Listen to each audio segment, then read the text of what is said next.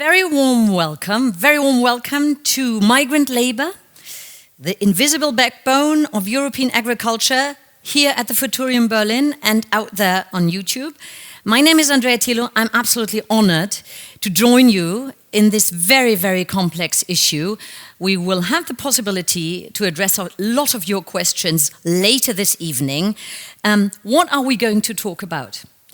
Many of us take cheap fruit and vegetables from Southern Europe for granted, but this food really comes at a very high price for local people and for the environment.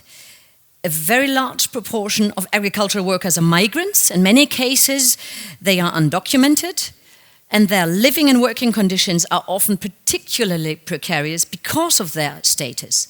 Their situation seems even more dire as, and we all know it, the Europe-wide discourse on migration is currently focused on isolationism and on the increase of the number of deportations.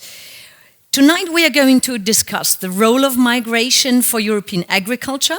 We will be talking some figures while drawing attention to what I talked about, the precarious working conditions and the practices. And later this evening, we are trying to search together improvement, how to find solutions to better that situation with a focus on the Mediterranean region, and how can we envision together a humane and sustainable agriculture for Europe. We have 4 very short impulses by our very dear international speakers, and we are, as I already mentioned, looking forward in the discussion later to your questions. And we have our very dear colleague Magali to create a kind of a word cloud out of the very important sentences and ideas that we share together here. I'm now very glad to introduce to you, and we are connected with her online. She found the time for this evening. We are really glad to have you, Dr. Maria Gaffo Gomes Samayoa. She's the acting head of the unit Social Sustainability at the European Commission, DG Agriculture and Rural Development.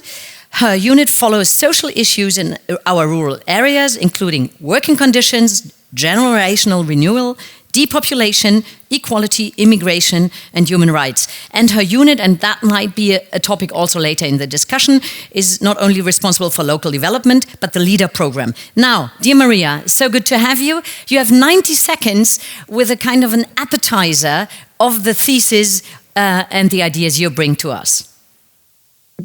Thank you very much, Andrea. Good afternoon. Greetings from Brussels. Thanks a lot for inviting us to participate in this panel and to raise awareness on this issue that I believe is very important. Just to mention that, of course, this issue touches upon different policies. We are in DG Agriculture and Rural Development dealing, of course, with the Common Agricultural Policy. So I hope through the session I would be able to present you some initiatives that we are undertaking to address this challenge. But just to highlight that, of course, I think migrants in agriculture and those living in rural areas, they are often in a vulnerable situation, confronted with a high number of challenges, but we will have time to discuss this later on. Thanks. Definitely. Maria, thank you so very much. I now bridge to Carlos Ruiz Ramirez. He's project manager in the private sector team at Oxfam Intermon, focusing on labor migration and agriculture. He is a sociologist, a political scientist, and that's very important because we will dig deeper there. He's the co-author of the latest Oxfam publication on migration and agriculture, which is entitled Essential but Invisible and Exploited. Welcome on stage, Carlos. Your 90 seconds. Thank you. Hello, everybody. First of all, thank you for the invitation. Thank you for the Futurium staff, and thank you for the people who come here with the amazing day outside. It's really appreciate that you guys are here. So thank you very much. I will try to resume my research the last 3 years in 60 seconds, okay? I just want to say that wherever place exists industrial agriculture, exists labor exploitation to migrant workers. Doesn't matter if it's Spain, Portugal, Italy, Germany too, Finland too, everywhere. That's one of the main conclusions that we have for the work that we do at Oxfam. Also, I want to say that European agriculture rely on migration and migrant workers. Okay, rely on migrant workers. We will talk later more deeply about this. And also, I want to say that be being a temporary worker, a seasonal migrant worker in European agriculture, meaning is equal to being social exclusion, bad salaries, bad access to healthcare services, and many other stuff that we will go deeper after this. Thank you very much. Carlos, thank you so much. Also, the social exclusion aspect, thank you very much. We will come back later to that. So you say it's a general problem. We now have the German perspective in depth with Dr. Hildegard Garming. She's a trained gardener. She's holding a doctorate in horticultural economics. She has been working at the Thünen Institute in Braunschweig since 2012 in the horticultural economics working group, and she's working among many other topics on competitiveness and structural change in fruit and vegetable growing. Hildegard. Here you go. Hello. Hello, everybody. Thank you so much. Yes, my baseline as an economist to the topic is that creating good working conditions and having motivated people who are able to do good work and are content is good economics. So the legal framework is something that protects both the workers and the employers from a down to the race competition. So I think, and the farmers I talk to do also agree with the claim that strict enforcement of the labor laws and the regulation is a basis and is a condition for a fair competition and for sustainable agriculture. So that's one part of the story. The other part of the story is the labor market. And I think that the increased access to communication, to social media, to most people coming here to work in agriculture do have access to this to information, and the growing transparency helps them to make their stand and leads to a situation where the farmers have to compete with better working conditions to get good workers for their farms. Hildegard, thank you very much for this overview and outlines. And finally, we have Professor Maria Ángels Escriva. She's a senior lecturer in sociology of work at the University of Huelva. That will be a big topic tonight. And she's a researcher on migrant labor in agriculture in Spain. It's very interesting. She is a member of many networks.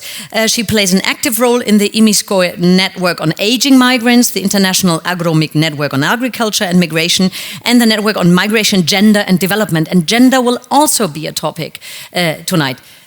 It's so good to have you. Ángels. Thank you for the invitation. It's a pleasure to come here in cooler weather. I come from the very southwest edge of Europe, just bordering Portugal and in front of Morocco. And Huelva has been portrayed as a model, an example of what is called circular migration, and a model of also the so-called co-development. This is something that me as a professor in sociology and also an activist, me and my colleagues, we argue or criticizing at some extent, and it's something that I want to bring here to the table, just to have the possibility to speak to the other presenters here. Ángels, thank you very much. Please have a seat.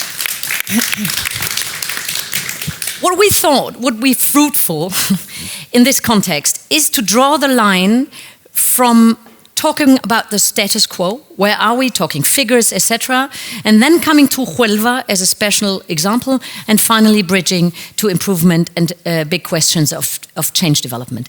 So, Ángels, first of all, can you explain this word circular migration again before we dig into the status quo, that everybody understands what you mean? Yeah. So I will have to start with the idea that in order to recruit workers in any sector, in non-resident workers, you can use different types of migrants, let's call it. Yeah, so you can recruit people just for a specific job and they stay there for the time they are working, and they go back or they continue working in other places.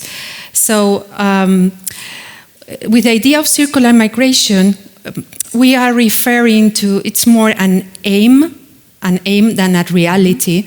We will be trying, or the policies that are being implemented are trying to create the idea of a circuit that year after year, and according to the new Spanish law, the GECO law that has been renewed in the last year.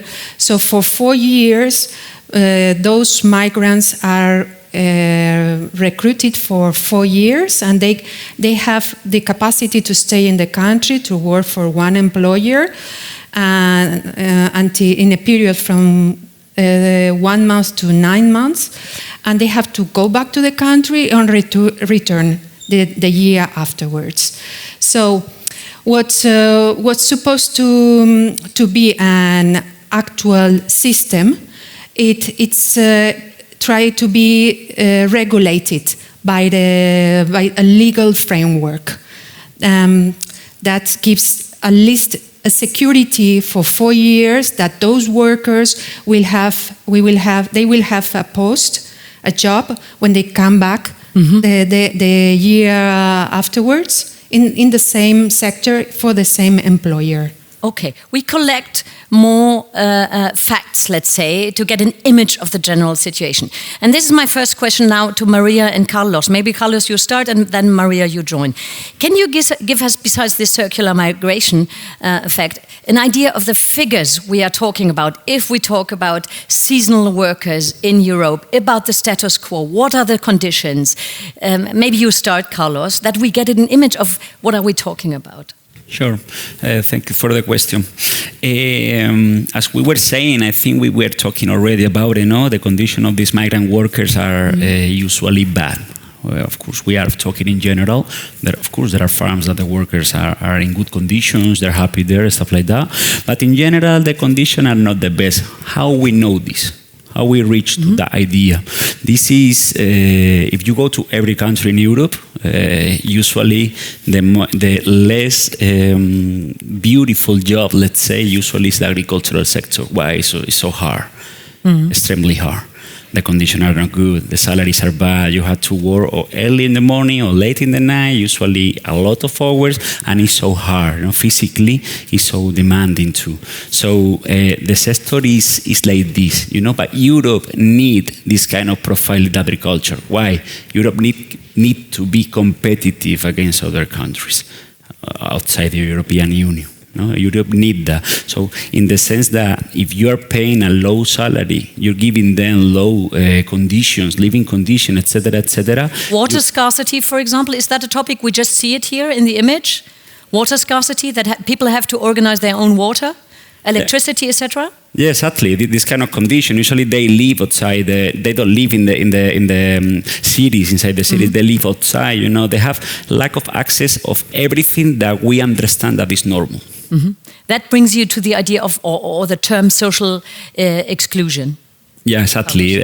It's like a synonym, Temporary worker, agricultural worker is like a synonym of being in social exclusion because everything that is happening, the living condition, working condition, social condition, the structural racism that exists in all Europe, that make them be a part of everything, This is exclusion. Yeah. Maria, do you want to build on that? And maybe you can tell us who are the people that the companies, the farmers, etc., are interested in getting to work to really get the workers they need to get the work done?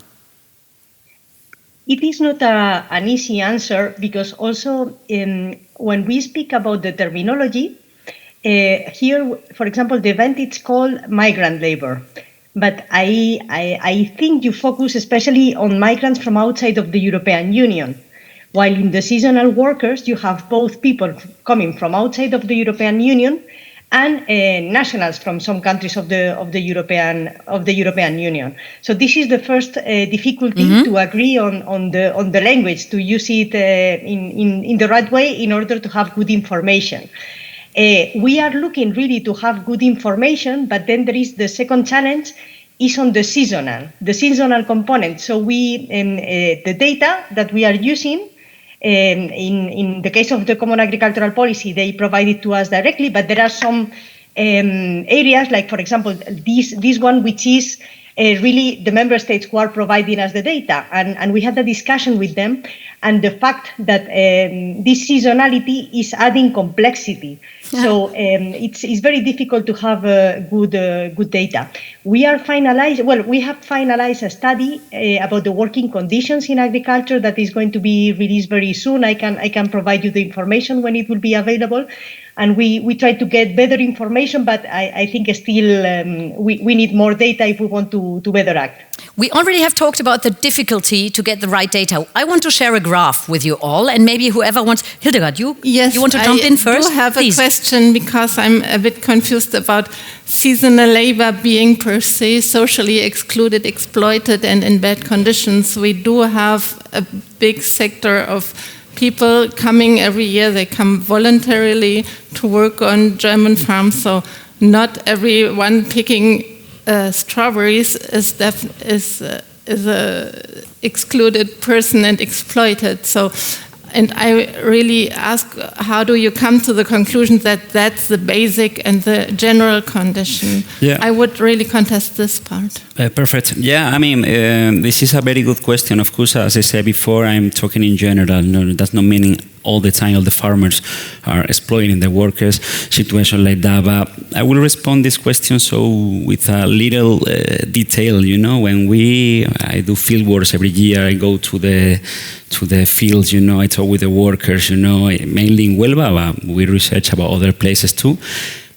When you heard about good practices in some companies, okay, usually they don't have migrant workers in, because the local people are willing to accept the conditions where the conditions are good.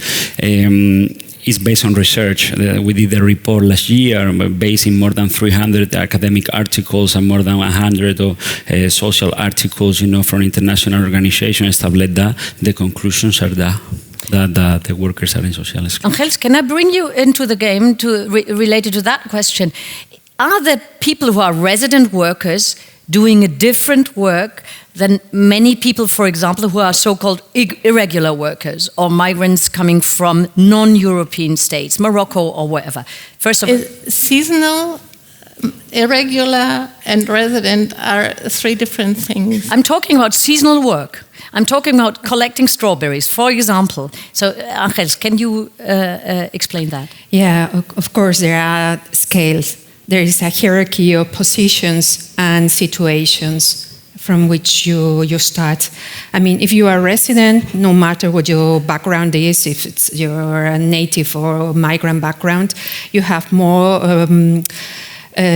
capacity, power to bargain your conditions. If you don't feel like that they are not paying you the minimum wage, which is now compulsory, or you are working more hours, you have always, or more, not always, but you have somehow the capacity to say no to that job, and then instead of that, I'm going to work as a waiter, where the salary is still very low, but probably the weather conditions are different.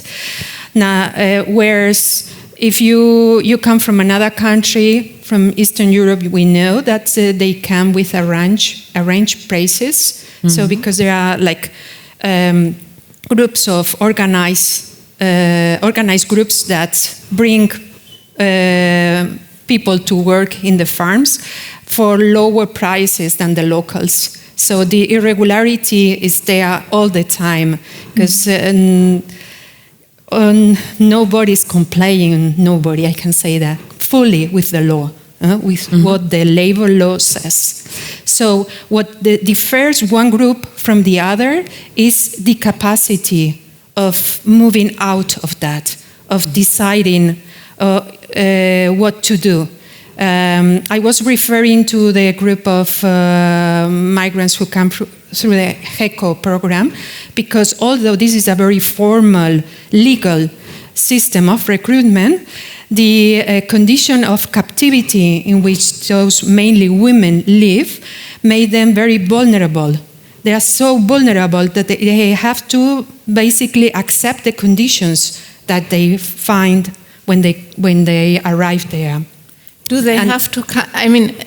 They are forced to come back? You talk about 4-year contracts, so they are there. They go back, and they have to come back. No, not how have can to. You force they them? can come They back. can. It's a possibility. Yeah? Okay. And this is a very new policy. It's the first year that has been implemented, and we have been checking on the field during this season, because the berry season runs from January to June, just ending, and we have identified a lot of irregularities even in this new policy that was aimed to include more guarantees for workers, but still is not being implemented well. No, it's still a lot of irregularity.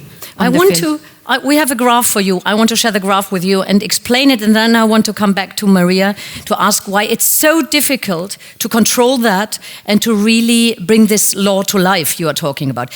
Who can read this graph properly and tell us what it talks about? Carlos, maybe you want to start. What are the reasons behind the graph that is going down, talking about the amount of resident workers going down? How do you read that graph? Yeah, this is basically. I will be complete by my colleagues here, of course. Well, this is the blue line. What meaning is how is decreasing the number of local workers in the agricultural in the European agriculture. What mean that the local worker is decreasing the number of these is because it are being replacing by these migrant workers. Okay, sometimes formal, sometimes informal. Here formal, I guess they're taking into account, but that meaning that they are being replacing because the working conditions are not so good. Locals are not willing to accept that condition, so the migrants they have the need to feed their kids in origin, so they have to accept whatever works. So that's why. Anybody who want to? What is your take?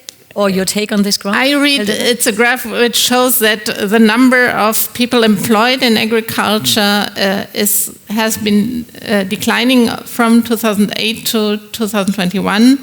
So in this time in Germany we have seen a decline in the total numbers of people working in agriculture because of technology change, because of a change in the type of products we have, like strawberries are very high labor demanding, so you change to other crops, so you won't need so many laborers. And this is why also the number of laborers may go down. So we see even behind the numbers, we see the complexity of the topic. I want to come to you, Maria, with a question of the legal framework that we have. There is a legal framework in place. Why is it so problematic? You say this is a systematic problem. We have so many people who work under irregular conditions that are not backed by the legal framework. Why is it so difficult to control this more than it is done in the present? Yeah, well, what I said is that it is difficult to have data about seasonal workers, because we have talked to the countries and they have this difficulty because, especially as I said, in the case of seasonal workers, you have both third country nationals and EU, people from the EU. So if they are coming from a short period of time, it's very difficult to track these numbers. Looking about the legal framework, we have some legislation that you know certainly well in the context of the employment policy, but also, for example, for illegal third country nationals. This is under our colleagues dealing with DG Home, it's called. I don't know how it can be translated in German, which foresee really big penalties. Looking at the Common Agricultural Policy, I want to mention that the Common Agricultural Policy is a menu that we are giving to the countries, and they, with a number of plates that they can use to address the challenges that they face, and they need to address the challenges according to some priority objectives. And one of the priority objectives refers to inclusion. And for this, we have plates in this menu that can address the challenge, but then also, we have some partnership with the countries, with the member states, where we ask them to take into this partnership the bodies responsible for equality, so that they can raise their voice and then to address this challenge. As far as I got it through the talks we had before, the question of conditionality in this context is tricky. And some of you said in our prep calls that the companies are even willing to to pay the penalties instead of changing the conditions. Who wants to elaborate on that? Anybody of you? Maybe go ahead, Angels. Yeah. Well, so we have a systemic problem. This is something that we have heard from the employers in our informal talks. They say, okay, we already count with the possibility of receiving a penalty. This is even more worthy than having to comply fully with the law, because that would increase substantially the cost of labor, the cost of production. So on our view, both there are not enough penalties, or there is not enough inspection, unannounced inspections. Unannounced inspections. This is very important because usually inspections and audits are announced and prepared by the employers. The field is prepared for these visits. And then second, probably they are not high enough, the money, the penalties. So for me, this is very important to remark. Let's collect some other. Please, Carlos. Sorry, no, we have also, just to complete what Angels was saying, we have to take into account the profile of people we're talking about. People who come from other countries, they don't speak the language, they don't know the law, they don't know how work here, the police, they don't know nothing. So when happen a labor inspection, that happen, and we talk with the unions, they tell us they are scared to talk about what happened in the fields. They're so scared, to talk about this, because that could mean that next year they will not come back. Yes, it's voluntary when they go to work, but they need to work because they need to get access to the money. So they are a very, very vulnerable profile, and the informal workers, I'm sorry, I will finish already, the informal workers, even more, because sometimes face the consequences to be illegal, which I don't like that word, but to be illegal, irregular, instead of compensate them, because they're suffering what we call modern slavery situation most of the time when they hire them. We have, please. Yes, I wanted to add something when our colleague in Brussels was speaking. The difficulty to pick up the data, the statistics. And this is so important. We have been remarking that in Huelva, that there is a responsibility from the authorities and the state, because speaking about those migrants recruited in the countries of origin, when they arrive to the country, they sign contracts where the HECO program, the circular migration program, is not mentioned at all. So they are placed in a very vulnerable position, because a person that works in the agriculture sector has no guarantee of continuous work. You work today, different to other sectors, but tomorrow you will be not needed, or even if you are punished, you will be not working for 2 or 3 days. So can you imagine that you come from Ecuador, these thousands of kilometers away, or Morocco? You have been indebted, you have become indebted in order to pay all the fees and the costs of the travel, to leave your children, because the more children you have, the more possibilities you have to be recruited in the HECO program. And then you arrive there and you never know how many days you are going to work in a month, or you are being told to be working for 3 months, your visa before. Now there are no visas anymore, but the job offer says you are going to have a job work for 3 months. And then It might happen that only in 1 month, the employer says we don't need you anymore. The trick is very much on the contracts. The Spanish state has not made their duties. We have a claim. It's necessary to put in the contract this is a HECO worker with a guarantee of continuous work. To pin that down, is that a national or a European responsibility we are now talking about? I think all of them have a responsibility, all the levels, European level, national level, regional level, and local level. Sometimes what happens is they send the ball to each other, to know who is the responsible. Of course, all of them. This is a problem of political will, as everything. Before we dig deeper, I have a question, because it's a very specific thing that you have programs to bring people from non-European countries to Spain. In this case, I don't know of these treaties. In France, in other countries have been running like that too. Okay, in Germany we are not using this type of agreements where you bring people like from... Not yet. Maybe not yet, yes. And the other question would be like, isn't there any communication? Like people talk, I mean, they have access to communication with their families, with their neighbors, with Let us, before we dig deeper into the topic of communication methods or possibilities or anything, let us share a film clip of this really great documentary. I will frame it in a second, the name of it. It's The Invisible Modern Slavery in Europe by Filmerei in cooperation with the Rosa Luxemburg Foundation. Please show us the second clip. It's called Strawberry. And there we get a glimpse of these living and working conditions and the difficulty to be aware of the own rights these workers have. The whole topic Ángels was just talking about. Can we please see this second film clip, which is the long clip?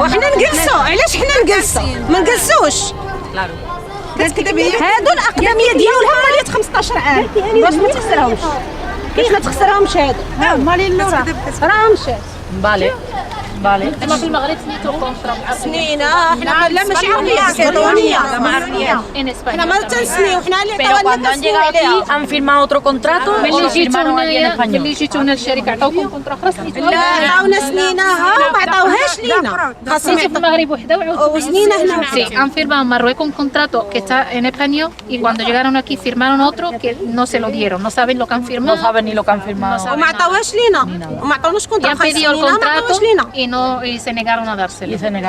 Sí.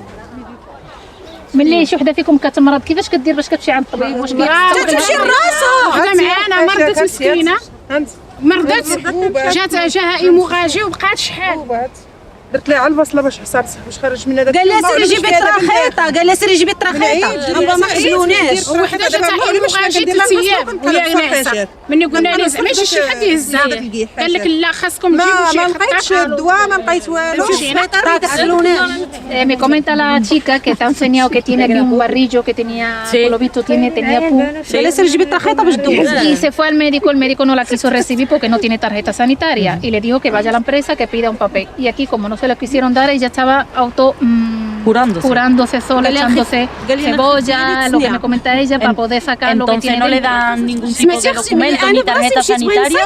ما عندكم شي ورقه شي طبيب شي حاجه لا ما عندناش سمعتي تيجيبونا كيتعداو علينا صافي ما تيخدموك ما تيعطيوك ما تيديروك nos traen aquí para abusar de nosotras y maltratarnos y ni nos dan trabajo ni nada.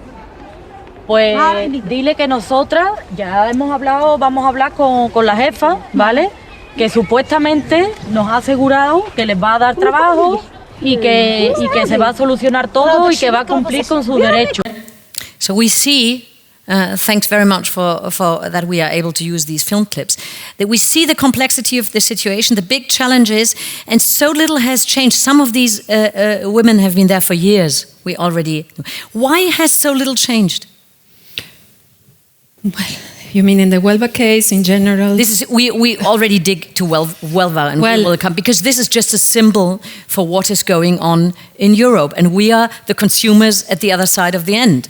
This is the daily reality when we go on the field, and because we go with mediators and we try to talk to these women. They not necessarily want to talk because they fear they will not be recruited the year after. So they are this group. In fact, they are a group of very, very brave women that, because their situation is extreme, just decided to speak to a grassroots group. But this is not often the case. What I want to mention is that just today, by coincidence, the sector, the industry is celebrating, because it's a celebration for them, in Huelva. I think we have an image picture. Of that. Yeah, we have maybe if you can put the image.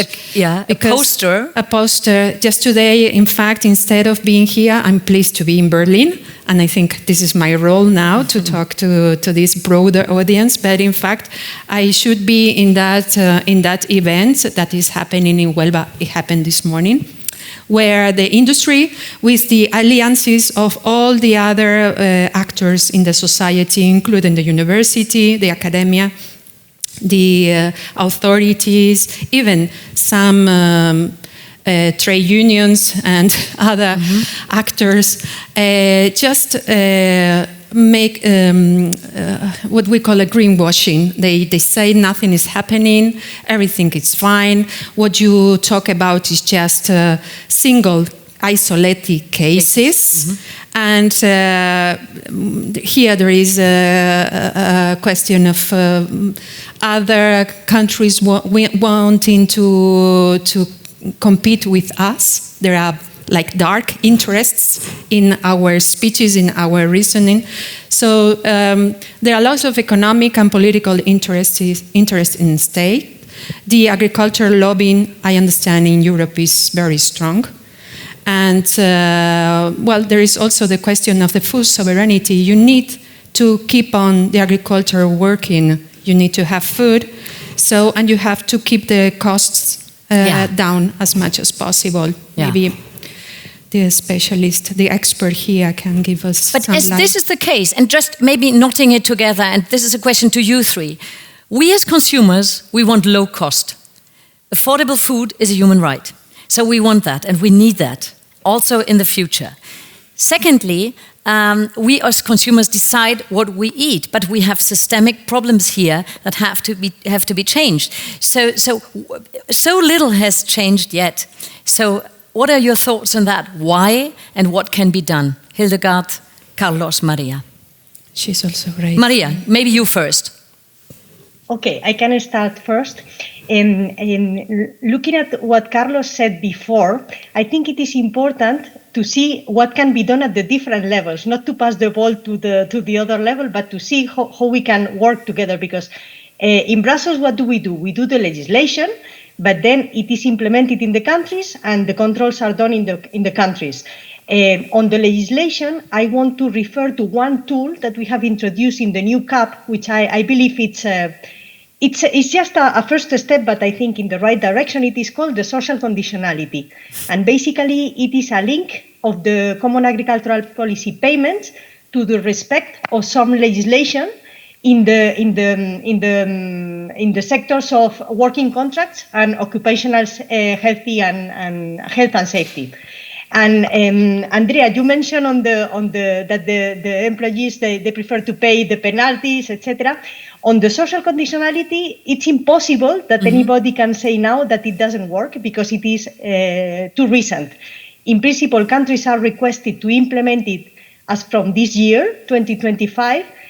We have 6 countries that have started a little bit earlier. So we have Austria, Italy, France and Luxembourg that started in 23, and Spain and Portugal last year. So it is too early. But I think it's a step in the good direction, because basically if there is an infringement which is identified, then depending on the severity, the payments can be affected. We have also some possibilities, like, for example, advisory services to explain and inform about the responsibilities and of the duties to the farmers, and then other possibilities. To the farmers or to the employees? Is the advisory board going to the heads of these companies, or also to the employees that are employed and that don't see their rights brought to life? Yes, so this farm advisory services is for the farmers. But then we have other tools, like, for example, we have a program which is called LEADER, which is based on the local action groups. So basically it's a bottom-up initiative. And there we have very good examples. There are millions of little projects across the European Union implemented really from the local communities.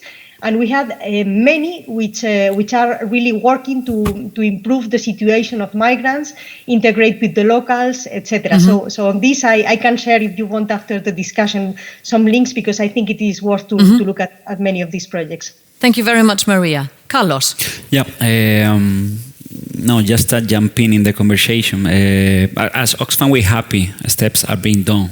We celebrate every step in this sense, of course, but sometimes that steps should be, let's say, bigger. The sense, for example, social conditionality, as I say, we celebrate. Is a big step. Was a little bit late, because before was environmental conditionality, even animal conditionality, and now we have to write to the workers after so many years. But for example, in this social conditionality, we're trying to try to put inside, because this social conditionality doesn't cover all the crops. In this sense, don't cover fruits and vegetables. Okay. Which cover more or less the 95% of the workers, the migrant workers, which where they happen the lack of human rights and the labor exploitation. Why don't they cover that? They are also entitled to the payments in the first. So it's just probably Maria can help out with us, but it's in direct payments, right? Exactly, because if I can jump in, the social conditionality is linking the infringement with the CAP payments. So in the sector of the fruits and vegetables, they don't receive direct payments. So then they cannot be penalized because they are not receiving direct payments. So this is the issue. But of course, these employees, this sector is also covered by the social legislation, which in principle has already in place this penalty system. So the social conditionality come additionally, but of course, if it is linked to CAP payments, if they don't receive payments, they cannot be penalized. Yes. So just to finalize, it's good, but at the same time, don't cover where is the problem. So we had to be bigger, better, In the areas that are more labor intensive, in fact, it's not covered. Well, for the situation in Germany, I would say that, in 2015, we introduced the minimum wage, which was a big step for the whole economy, of course. And since then, the salaries have increased a lot. There have been controls, farmers. There has been a lot of movement, a lot of adjustment in the farming sector. And as we do have most of the seasonal labor coming from the neighboring countries, we also have the situation that we have direct linkages. We don't use contracts shipping people from somewhere in slavery conditions, but we have farmers usually talking to their people and asking them whether you come this year or you won't come. So it's a much more direct link, maybe. So I think the minimum wage has changed the situation a lot. Of course. Can you maybe, if we're talking about wage, can you give us an idea of what are the wages that might be paid, for example, in Huelva to the people who are doing this very difficult work, sometimes more than 12 hours under these precarious conditions? Okay. So what are the data that you could share and that you have? Yeah, we know because we ask people. The wages depend on, as I said, very much on how many days you really actually work, because we cannot talk about 30-day wage, 30-day a month wage, because you may only work 5, 10, 20 days. So, and on the other hand, we have the undocumented workers who have no valid permit. So there is no legislation to comply because there is no way to enforce it. I mean, if you are in the gray economy, it's offer demand. And if you are a documented worker, as the HECO workers, these 20,000 Moroccan and Latin American workers, there is a minimum wage, which is now 1,100 in Spain, a little bit more. 1,100,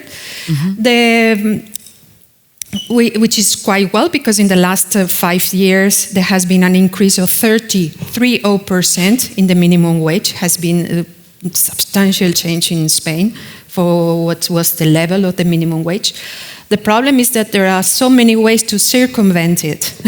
As we refer, because there is no guarantee or no requirement for the employers to give work every day. What they do is, instead of paying a single work day, there is an amount for every day, 6.5 hours. And it's regulated how much you have to pay for a 6.5 hour work day. Instead of counting for all the days you have work, they make up the payrolls. So if you have work only 2 hours today, and you have work only 3 hours tomorrow, and 4 hours a week later, they put it together as you have only work 1 day. Ah, okay, I understand. There are and you're only paid for 1 day. I understand. Right. There is so many ways. So many ways. And there's another thing to trick the payroll. And it's not a trick we are now talking about. We have a second film clip which I think is like eye-opening. It's incredible. You see the people under incredible stress. It is called the Working Conditions clip. Maybe you can share it with us, which shows how these people are put under pressure. No, sabemos que cuando empezamos a trabajar hay un boli, un chip que nos acompaña todos los días, en donde se apuntan todas las cajas y desde la oficina nos tienen controlado desde que empezamos hasta que terminamos la jornada. Lo que cogemos, si tiene que ir al baño, tiene controlado el tiempo también para ir al baño. De hecho, muchísima gente prefiere no ir al servicio para no perder tiempo y coger los kilos que se le pide. Entonces, a la última hora de jornada, ese boli, ese chip se va a la oficina, lo descargan y ahí ven quién ha cogido más y quién ha cogido menos. Esa lista la ponen en los comedores, la ponen en los carros donde se lavan las manos, y eso sirve como para tener una competencia entre los trabajadores y que se lleven todos los días compitiendo entre ellos para no perder el puesto de trabajo. So we see this whole system is really established to keep these people in work and to secure. Always under stress. Always. And it's incredibly inefficient. Yes, of course you can organize the work much better to do it, and you really should. And it's not a question of productivity, because no, it's a question of how to organize the work, how to pick, how to. They talk about productivity lists.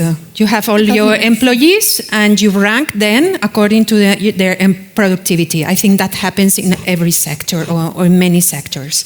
But here the fact is that the punishment practice is always in place. I mean, there is no level in which the productivity is okay. I mean, the number of boxes that you have filled that day. On the contrary, it's always a list, and if you are on the bottom of the list, it means that you will you will not be called to work the next day, and probably in the next. And that has consequences for your financial situation, because then you get only these collected hours. Because you have more workers as a reserve army than you really need. Ah, okay, I understand. Okay. As you really need. Instead of having 500 workers in your farm, some of the biggest berry firms have so many workers. So instead of having 100, you recruit 200. So you can always play with fear and punishment. Okay, I understand. There's one topic we haven't talked about yet. That is the whole stakeholders, let's say, or the players in the supply chain. So who else do we have to talk about? Maria, Carlos, Hildegard. Really, to talk about responsibility for creating change.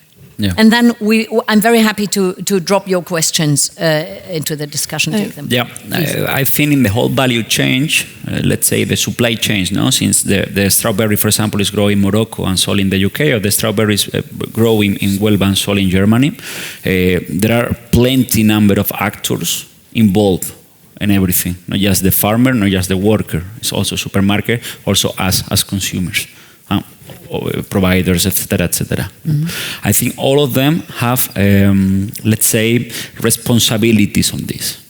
No, I want to focus this on supermarkets, okay, because I think it's interesting. The strawberries in Huelva mainly go everywhere, but mainly come here to Germany. And now, you guys, when you go to supermarket, you will focus on the strawberries. You will see it's from 80% of the production. 80% of the production comes outside the country, and Germany is the first buyer of these strawberries and blueberries. And so many strawberries that we buy in the supermarket come, for example, from Huelva. From February to April, but not when the Germans are in the market. Sorry. No, we use our own apples and pears, etc. So market change, of course. I mean, really, for me, it doesn't matter where the strawberries come, because if we talk about asparagus, here's the situation for the workers is the same. Even the strawberry production, Oxfam Germany have a report 2 years ago talking about the strawberry production in Germany. The situation of the worker is quite similar to the one we were looking here. It's excuse me. Sorry, it's not. This is what we do through the qualitative research. This is what I know from the farms. It's not.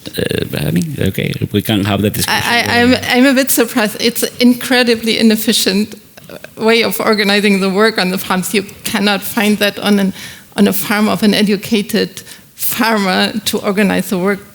No, it's not. I don't think it's really bad. You can do it much better. You can spend but this is not an organizational way. Better. I think we cannot see as an organizational point of view. We have to see it in an untouchable, how the farmers feel they are, and that's happened everywhere.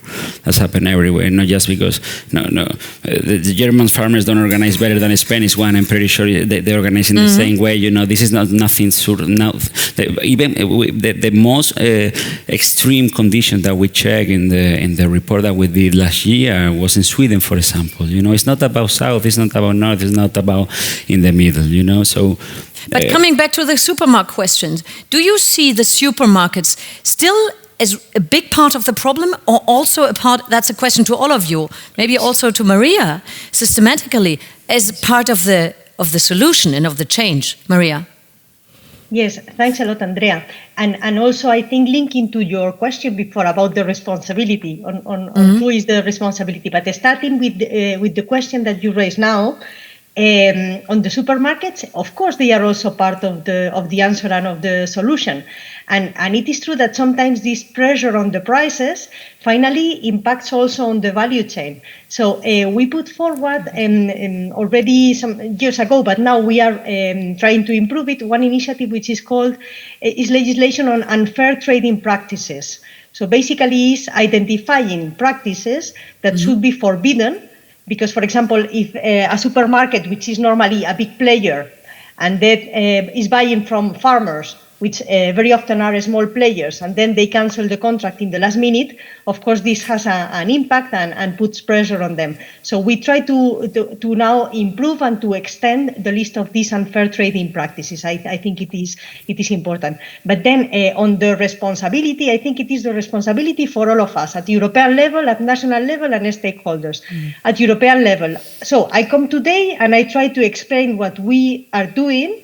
But I am also here today to listen listen, because for me it's important also to see these videos that you put and to hear what you are saying. Recently, we had a delegation of seasonal workers from migrant background that came to Brussels in the European Parliament, and we met them, and they some of these people were picking strawberries in not in Huelva, but I think it was in Almería. So, but similar situation. So this is my duty to listen and then to see how can we improve from Brussels what we currently have. And then also we try to discuss with the stakeholders. So we have different setups. What we have the civil dialogue group, where you have the farmers, you have the NGOs as well. And I would refer to the trade unions. In particular, there is one, EFAT, which is pushing very much on this social conditionality. And so we really need to see together how to improve the situation. And as I said, I'm coming today to explain, but also to listen and to bring some messages back. Thank you very much, Maria. To clarify, we have fair trade labels, for example, but this is a lot about products coming out of the EU, outside from the EU. So is there any kind of transparency and labels that can help to identify strawberries / whatever fruits and vegetables are collected in a fair way with fair wages and fair living conditions for the workers, wherever they come from? Who is going to do that? I mean, the impunity is so big. The law of silence in the place is so strong. Who is going to save and to fight for the truth? That's what about academia? Impossible. The academia, at least locally, regionally, has also tied hands. I mean, for example, in Huelva, the same big industry, it's the one who are financing research. So obviously you cannot go against their interests, be mining, or agriculture, or petrochemical industry. So everybody is very much compromised, including everybody in the supply chain. So local actors, but also the transnational actors in the countries of origin of the labor force, because they get the money. There is all this chain of people who are getting money, rich, on the shoulders of these poor people. Especially, we pay attention to the women who you have watched in these segments. The health, the dignity, and the bodies get completely destroyed season after season, because not only they have to work hard hours, a lot of hours, and get paid less than they deserve, but they also, although they contribute to the social security, they get no access to health services, for example, because employers have no time to take these women to the health centers. There's no time for the people. It's only arms what they want. And I mean, who is going to do that? Carlos, and then your questions. Or first Carlos or you, Hildegard. Both of you. I don't know. Go ahead. Both of you, and then we open up. Basically, you have, like, the farmers, of course, do not have a negotiating power for the supermarkets because there's a extremely high concentration. We do have like 4 big players in the part which share like 90% of the food we eat and buy and eat, of course.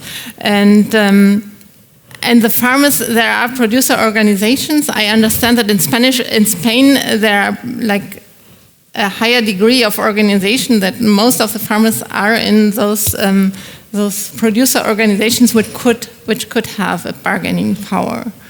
But then the control of the working conditions, I think, you have to. If you use migrant captive, because they are in a position of captivity, I brought you to the country, you are mine, you are in my farm, and I make sure that you cannot communicate with outside because you don't understand the language. You are not giving place, and if you do any move, you will be immediately replaced by somebody else. Okay. And on the top of that, as I was mentioning, the law is not helping, because if one woman or group of women finally decide to go to court to file a report to the police or to go to court, it happens that in the contracts says nothing about the HECO, as I was meaning. So there is no way that you can say to the court, look, they didn't comply with the law because the system has been prepared in a way that's self-sustainable. Supermarkets say if there is no sentences, we cannot stop buying fruit from a specific company or association of companies. They could. I mean, we have like global gap, but we do have it in the case of the pesticide residues. They put extremely high pressure on the farmers, and they could do the same thing if they were interested in labor conditions. Certification in the social way, I think, are kind of tricky, no? Because doesn't exist really. We focus a lot on when you see an ad in the TV about fruit and vegetable, they focus always in the ecological part of view, never on the social part of view. Even Global Gap and GRASP and this kind of certification sometimes have one side, like it's volunteer, no? The supermarket don't ask for it.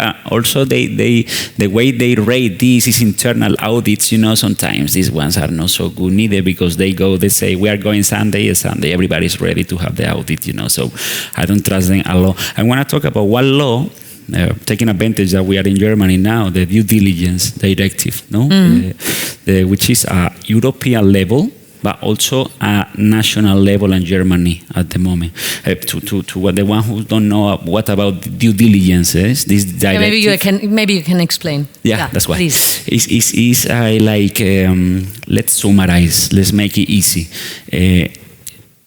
When strawberries grow in Huelva and so legal here in Germany, if an human rights abuse is happening in Huelva, legally responsible because they have to track this strawberry. Okay, make it simple. Supply chain. Okay, the supply chain.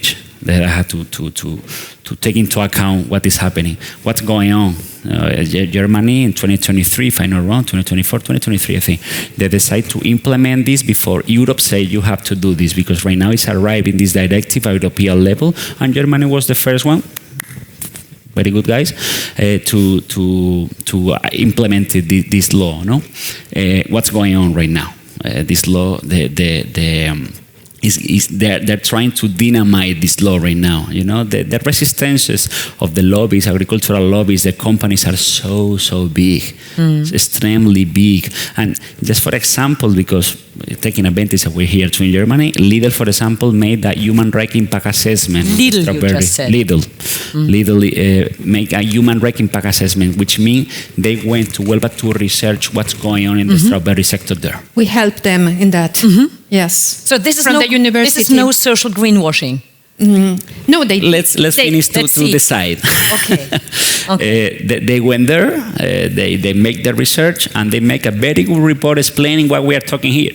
That was in 2020, in the middle of the pandemic. They say the same that we are saying here. Exactly the same because they find out the reality. It was a recognition of that. The recognition of that. In a very good due diligence process, they should make a very good action plan. To say, that would be the next step. Yeah, they have to do action plan. Yeah, exactly. Yeah. Step to fix it, not to try. At least not buy it for the people who is exploiting workers or doing this kind of situation. Yeah. At the end, the solution was improve grievance mechanism. That's it. At the moment. Okay, so we see some steps. We see some doors opening up or some stitches into the tissue. You see, we have been discussing now for 60 minutes. It's a very complex issue with many different angles to take into account. What are your questions? What are your concerns? Do you have anything you didn't understand? We have some figures that we can share with you later. We have another graph for you that might, again, show how big this whole topic is. Any question of you, or any co-creative idea, any concern, anything, everything is welcome. Anything. I come to you. We have a microphone here. Who wants to start? You're still sitting here. We have a great attention span. You are not using much of your smartphones. So I think you might be interested in getting an answer for your question. If they don't have a question, I have a question for them. Please, you have a question to them. I always love that. Yeah. Please, what is your question? When you guys go to supermarket or a local commerce or whatever place that you see fruits and vegetables, you ever think about this or no? Can you raise your arm? Whoever thought about these social topics that we are raising here? Not only about ecological stuff. Okay. Thank you for your honest answer. Thank you. So you are already concerned. So what would be your second following question? Yeah, because me too, no, of course, I've been working in this topic, of course, I think that people who come this kind of events, we have some kind of awareness about this kind of situation, but the second question is, you find fruit that is not carry this labor exploitation, or is quite impossible to find this fruit? How do we identify fruits that are not coming with the problems we are talking about? How do you find them? Do you grow them yourselves? Do it. Now. Yeah. Come on. Please, you get the microphone. So you're listening. What are your thoughts? Is this the microphone? Yeah, this is the microphone. Just keep it close to your... Yeah. Okay. In my buying habits, it's basically not possible to tell about working conditions of fruits and vegetables. I don't think I ever saw a fat rate level on a fruit or vegetable. It's usually just on coffee and chocolate. And the only thing that I correlate with okay-ish working conditions is the German heritage. When the country of origin is Germany, but as you pictured, it doesn't really matter whether it comes from Spain, Netherlands, or Germany, just for the case of working conditions. Hildegard, stay strong. I stay strong, but I think it's a difference, yes. Yeah, you make your point. You could elaborate if you want to. You just hint at that all the time. Okay, yes, there's some differences I start to understand. I mean, in Germany, fruits and vegetables is a very small sector, so you don't have these huge concentrations. So there's a very different vigilance, and there's much less power of the farmers that could possibly tolerate. I mean, you don't see anywhere you go, you don't see like really shack villages and hundreds of people living in the fields, things like that. You don't see that because it's not accepted, and it's not accepted in the sector. And we do have most of the farmers will pay the minimum wage. I guess there's always things, but we do have a high valuation of the farmers, of the farming community to enforce that. Yeah. So there is more vigilance and there is less acceptance for this type of it's country. true that is and people don't come, are not shipped from outside. I mean, they come and they have their relations to the farmers, and they come every year and they come voluntary. They earn their money in 2 months and build their house back in Romania, or they use whatever they want. Maybe Carlos, you can relate to the graph we just see, or the statistics. Sure, yeah, but this is a statistic that come from a European report that we put on our report last year, the Oxfam report.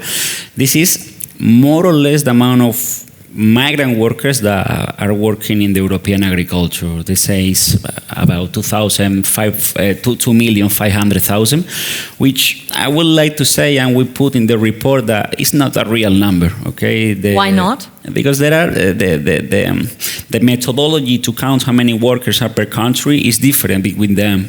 That's a big deal, and also, for example, this graphic don't take into account the irregular workers and documented workers, which the International Labour Organization say that in Europe the informality of the sector is about the 61%. This not meaning 61% of the people are working in a regular way, because there are a lot of family farms that they don't, they are not in the system, so that they are working without that, but. The phenomenon is bigger than supposed to be, and you just have to go to the farms. When you are by the car, you see a farm, you will see migrant people. I mean, not all of them, of course, but But Ángeles, you also say it, like the grey market is how big in Spain, for example? Well, if we talk about percentage? There are estimations, and it varies from one part to the other of the country. We know that in the south, in Andalusia, some estimations is about 15, others up to 30% of the economy would be grey. So that helps also to divert the money, to flow the money in different ways, and to circumvent the law, obviously. If you talk about in Germany, we have 90% of the fruits and vegetables are sold through the supermarkets, so no way of you get your Bonpflicht. You get your obligation. Your what? Den Bon. You pay your taxes. You pay everything. It's not black market. You have some field selling of vegetables where you possibly have some grey money incoming, but it's really a very small portion. Nevertheless, I don't think that's so. We cannot talk about like a huge grey market of fruits and vegetables. That's not the point. That's not No, I don't think we should pay too much attention to that. The fact is that the German consumers want to have strawberries, blueberries, raspberries all the year long.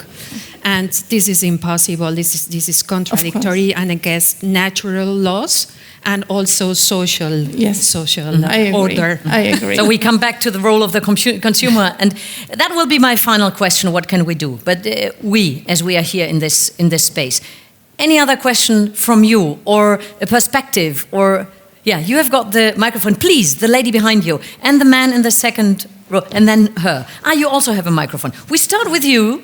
Yeah, thank you so much for the eye-opening information for me. Indeed, I'm paying attention a lot on the environmental origins, and that would be also decision by buying by geography, because transportation and so on and so forth. So it was for me very new information.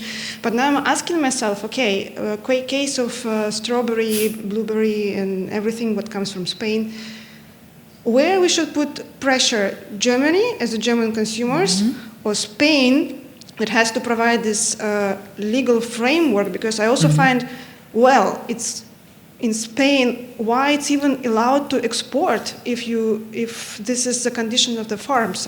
For me, it's like also the question, where to start, whom to blame? Where to start, who to blame? Yeah, to all of you. Maria, you're still there. You can also raise your finger if you want to say something. Yeah. She raised the finger. Is that your finger, Maria? Okay. Yes, you go first. See... Okay, you go first, and then the others. Okay, sorry. Yes, because I see myself in a small screen and my hands are a little bit outside. Sorry for that. So I think there are different issues. One is, of course, in the European Union, we have the internal market. The internal market for cars, but the internal market also for fruits and vegetables. Initiatives that I think are helpful, and I think this demands coming more and more from the society to really promote these short value chains and to put in contact, for example, the farmers directly with the consumers. And we see more and more this in the local markets, etc. I think this is an initiative which is really increasing, and it is providing very good, I think, both environmental and social outcomes. But then just one comment about this illegally staying, irregularly staying workers. So we have already very, very strict legislation on this at European level that can, even in case of infringement, request the withdrawal of all the public support up to 5 years, and the establishment could be even closed. So the legislation, it is there. It is there. What it's important to enforce it, and this is where I think the different responsibilities come, but the legislation, it is already there. So we need to see how this could be better implemented, and this, I think, and Carlos, I'm not saying this just to pass the ball to the countries, but the controls are really not for us. Yeah. That's a good point. The problem sometimes is the control of this situation is by the member states. That's the problem sometimes. At Spanish level, the labor inspection is so bad. So it's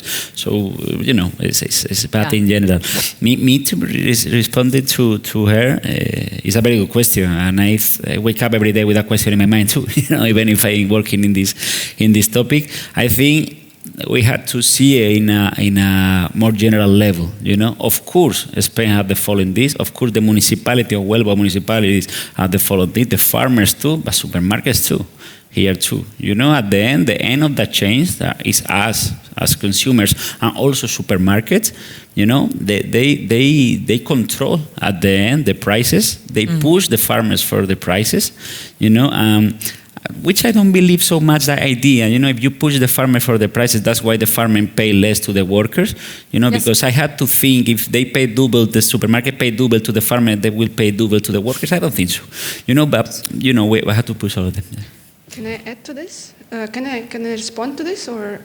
Yes, please. So just, I totally on your side that I think that consumer. So I think it's a question of fair prices at the end, and it should be part of this responsibility of supermarkets as well to enforce it, so not to push down the price. But I'm also thinking just simply for me as a consumer, okay, there are some people who are trying to inform themselves, but for example, this issue, even for me, if I am trying to inform myself from an environmental perspective, is almost impossible because it's such a transparent issue. And I'm thinking just for the normal citizen who first not even interested in this topic, they will never be informed about that. And this is majority of population. And that's where I feel yes, consumers also responsible, but it seems like there is systemic issue, which was already mentioned, but also it means, yes, enforcement of this regulation is the first primary measure, which we are collecting now. Sorry. Yeah. That's it. Enforcement, that was a topic over the whole evening, enforcement of the laws that are already existing. You want to say something, Hildegard? And I want to have your stake on administration, change using partnering with administration members. Quickly you and then I think it's not so much thinking as a consumer, but really be a citizen and do not accept people treating badly anywhere. And more, the choices you make in the supermarket may be important, but it's more the choices you make during elections. That's really basic, and that's the society demanding that people are respected and the law are respected and how are people treated. So I think that's very important. Can I bridge that to Angels, because I want to know, the local administrations, the people that are living in Spain and that are politically responsible, for a certain region, what experiences do you make in addressing them and taking them into account for creating that change and taking responsibility? Can you identify individuals that are helpful and? Well, I don't know if I'm going to answer exactly what you aim, but just linking with the fact that how can we intervene on that. Because I participate in social organizations in place. We have been receiving a lot of visits of representatives of supermarkets, of German supermarkets in the last few years, and others, international journalists and people from the United Nations and international organizations. And they learn more and more, they become very much aware of the problematic in all its complexity. But one of the things they finally, after a few days in Huelva, repeat is how difficult it is to talk with the growers, with the growers, the small one, with the associations, and they become very pervasive.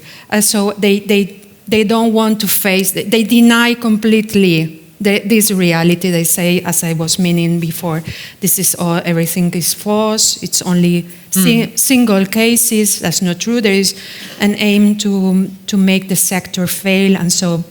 And the political representatives in such places that are so small are very much compromised.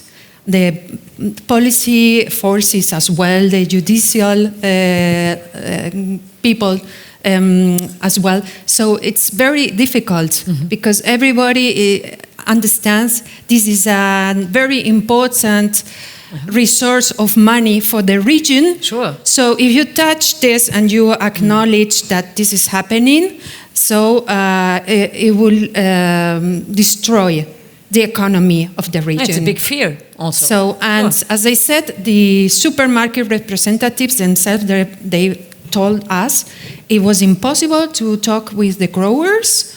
Even they were aggressive. They did not allow us to enter in the premises. Look, and they are selling the products to them. So there is a level of violence, aggression. I can understand at some extent because it's true.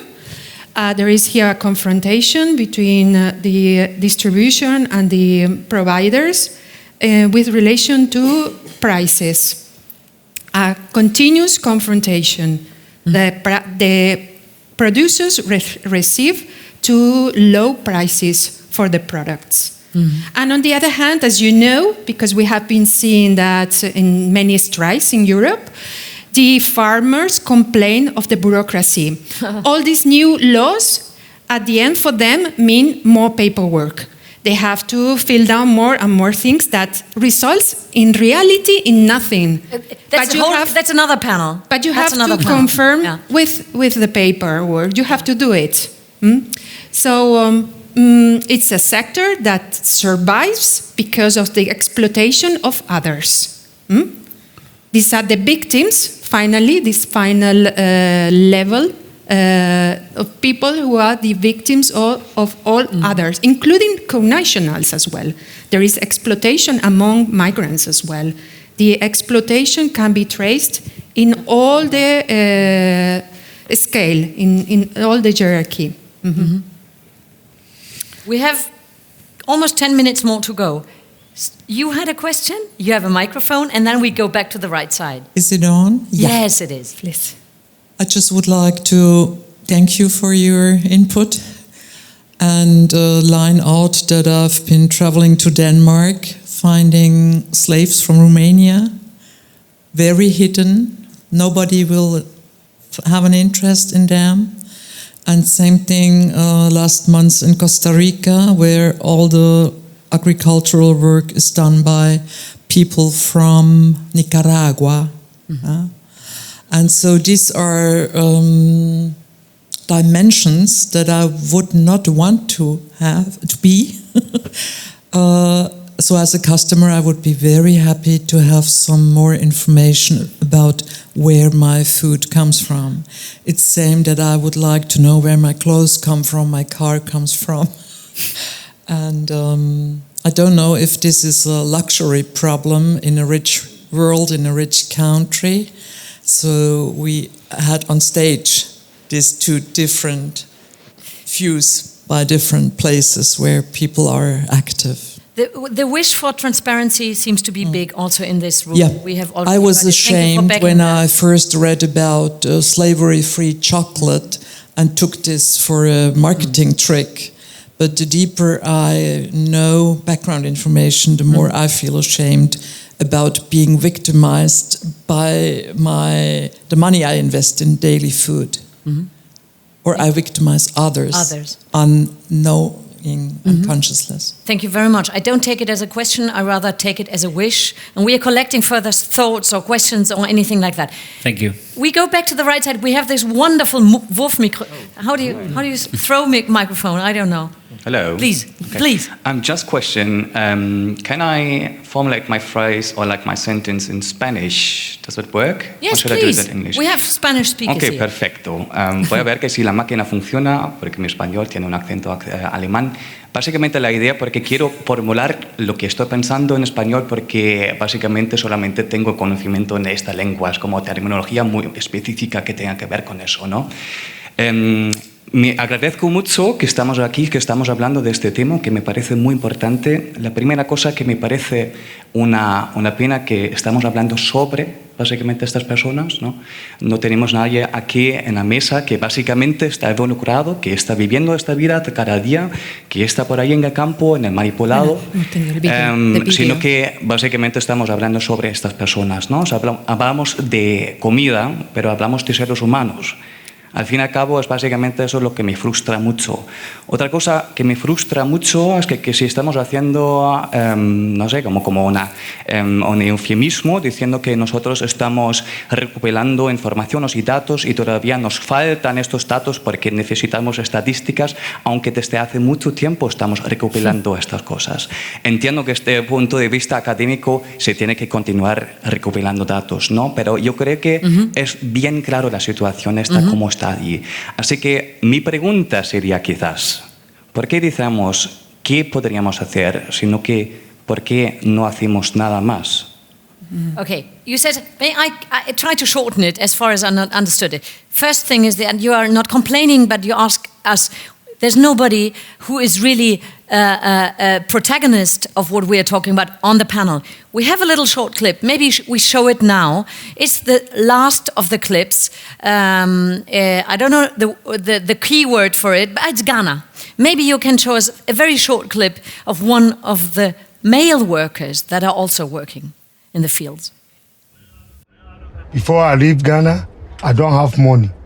My money is small, but I try my best. Take the car, go to Burkina, from Burkina to Niger, Niger to Libya. Find a job for Libya, Tripoli. After that, across the sea, go to Italy. I try my best. One man friend helped me to the Spain. I like the try building for my house because of the house is important for familia. My children is 3, 1 girl, 2 boys. See. And when did you see them the last time? More than 8 years. I never see for my family. See. Thank you for sharing. Thank you for sharing this. He hasn't seen his kids for 8 years. So this is at least some of the voices we tried through the film. Thank you very much to the filmmakers again to bring to our discussion. Your second concern was the data, that still data is missing. And your third concern, if I took it right, is like, what can we do? Maybe we pull this question. Was it wrong? What can we do? What No? can we do? Why don't we do more, basically? Why don't we about do that? more? Yeah, what can we do? Besides what we already talked about. So, in its complexity, let's take this literally. What can we do as we are sitting here and listening and watching? What can we do? Me first of all, I'm so agree what you say. The first point is something so important I want to highlight. Spaces like that should be carry out, at least should be personally, physically here, people, the rights holder.